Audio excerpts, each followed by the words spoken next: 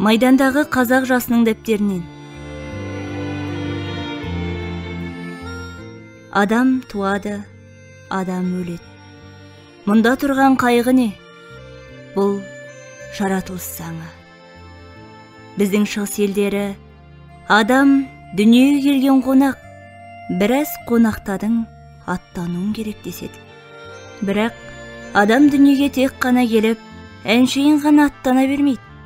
Ол артында ой қалдырады, ойдан мұра қалдырады. Ол өмірге адам болып келіп, адам күйінде қайтады. Мен ұлы 20-шы ғасырдың жасымын. Бүгін мен өз жайымды әңгіме еткім келеді. Өйткені бір жағымнан кек қысып отыр да, екінші үлкен бір қайғым да бар. Кек неге қысады дерсіздер? Онда айта кетейін. Жастық шақ маған бір-ақ рет берілмеп еді. Сол кезімді әлде қайда түнерген қарагүш жұлып әкетпекші. Ол жастықтан бір айырылсам, ол қайтып оралар ма?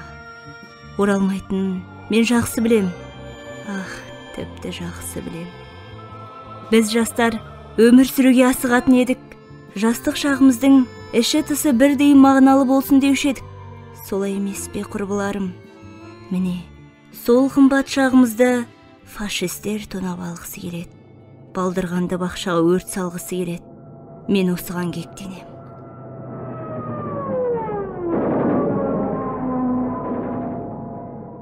Мен дүниеде 20 жыл жасамадым ба?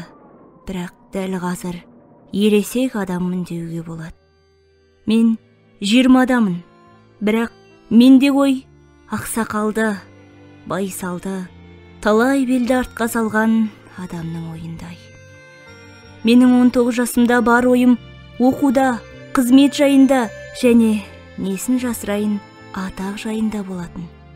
Алдымен ақын болғым келетін. Пушкин мен Лермонтовты, Гете мен Гейнені, Байрон мен Шиллерді оқығанда бір жола сүңгіп кетуші едім. Бұл ақындар маған қатты ұнайтында күні-түні басымды көтермей оқитынмын. Жоқ, шын айтсам, маған ол да аз еді. Менен гөрі ересек жолдастарым мен бір туған ағаларым институт бітіріп, біреу инженер, біреу тарихшы болып шыққанда, осы мамандықтар түгелімен менде болса деуші едім. Өмір үшін, жас жігіт үшін әрине бұл да аз.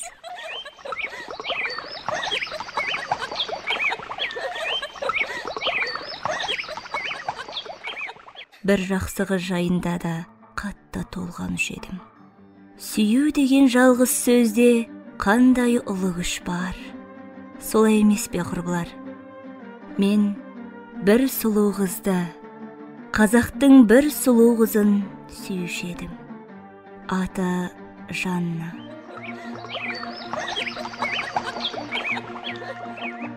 Сол кезде бақыт дегенді бағалай білсемші. Ол кезім өмірімнің бір ұмытылмас кезең екені енді ғана еске түседі. Адам жүрегін өзгеше жақсы білетін ұлы Гете жастық шақты босқа жырлаған жоқ. Ол жастық шақты адам өмірінің ең биік шыңы деп босқа айтпаған. О, жастықтың ұлы ақыны Гете, мен сенімен тілдескім келеді. Сен туған елді, сенің бауырларыңның үрім бұтағын неге айналдырғанын білесің. Сен үшін ерекше қымбат саналатын асылдарды қалай қорлап, қайран жастықты қалай құртып жатқанын сезесің. Бір кезде Гетенің ел деп аталатын Германия енді тағлық таңбасын жасыра алмайтын зорлық зомбылықтың еліне айналды.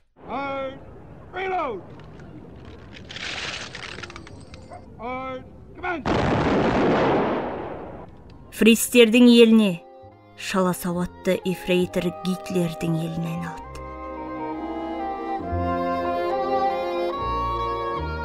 Атақты баба, ұлы ақын, біздің жанымызға да осы батады. Бүгінгі фристер Фауст оқымайды, білмейді. Олар сені де білмейді. Атақты ақын, сені біздің ел ғана шын сүйет.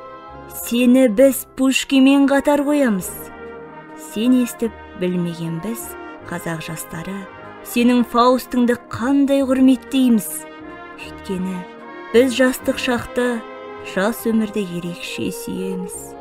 Біздің елдің жас буын, жаңа ұрпағы осындай ұлақын.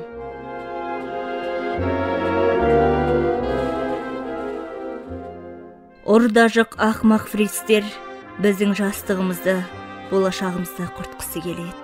Біз әрине бере алмаймыз оны. Өлерміз, бірақ бере алмаспыз. Бермейміз. Мен міне 300 күннен артығырақ соғыста жүрмін. Бұл уақыттың ішінде біздің елде өзгеріп кетті. Адамдар да өзгерді. Мен де өзгердім. Міне жауынгер болдым. Қабағымнан кір төккен, ызғар шашқан жауынгермін мен. Мені қазір көрген адам бұдан 10 жыл бұрын бар ойы оқуда, я сүйген қызында болатын жас жігіт еді-ау дей алмайды. Менің жастығым адам баласының қызметіне берілді. Мүмкін мен жастығымды қайра алмаспын. Бірақ ол босқа кетпейді. Менің кішінлерімнің еншісін етеді. Кейінгі жастар, жас інілерім, сендер бақытты жансыңдар. Сендер соғыс дегенді білмей өтетін боласыңдар. Біз жастығымызды сендердің бақыттарының жолына құрбан еттік. Сендер тыныш өмірде бақытты жасайтын боласыңдар. Біз кәрлі кезеңнің, соғысты заманның жандарымыз. Біз соғыста туғанбыз, соғыста өлеміз де. Күресте тудық, сол күреспен өлеміз. Осының бәрі сендер үшін кейін ұрпақ. Біздің елдің жігіттері, жігіттердің төресі,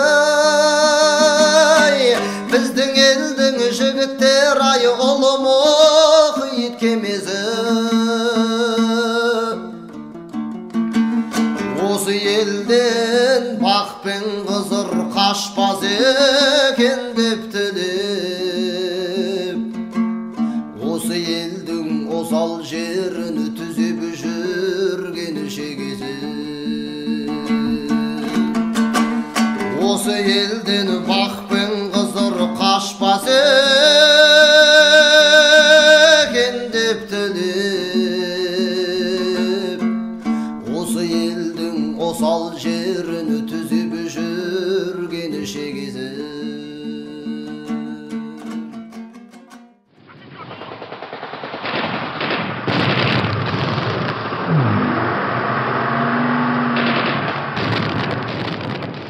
Өткен 10 айдың ішінде мен бірнеше шабуылда болдым.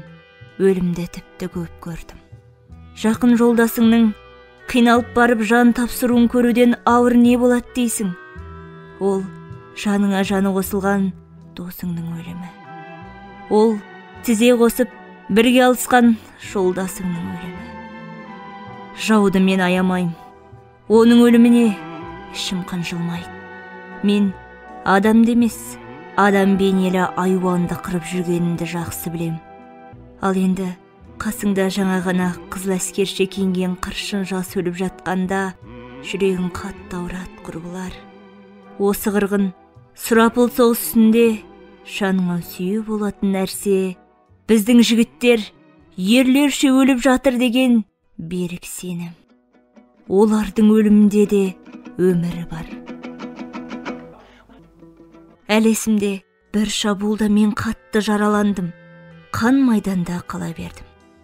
Жолдастарым жұлқысып жатыр. Соғыс тымақ қатты қырғын үстінде. Мен шыдай алмай барам. Тұрғым келет.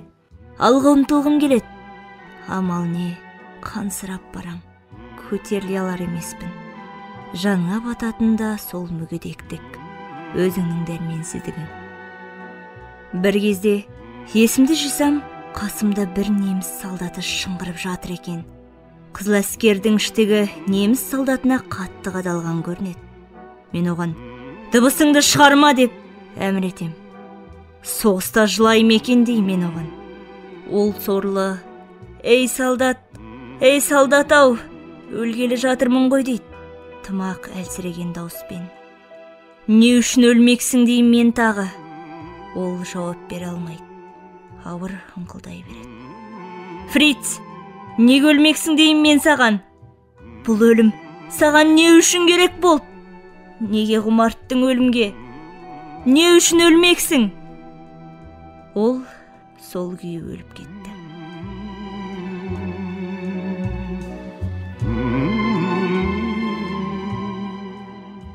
Оның берер жауабы жоқ еді. Ол соғысқа келе жатқанда да, қайда, не үшін келе жатқанын білген жоқ.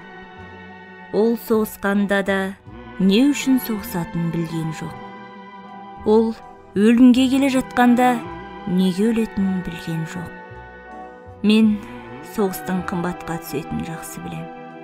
Соғыс орасан көп адамның өлімі деген сөз. Бір кезде барлық адам баласы Ұлақын Гетенің біздің Тәңірден алған ең үлкен сыйымыз өмір дегенін айтып, қандай мерейленетін еді.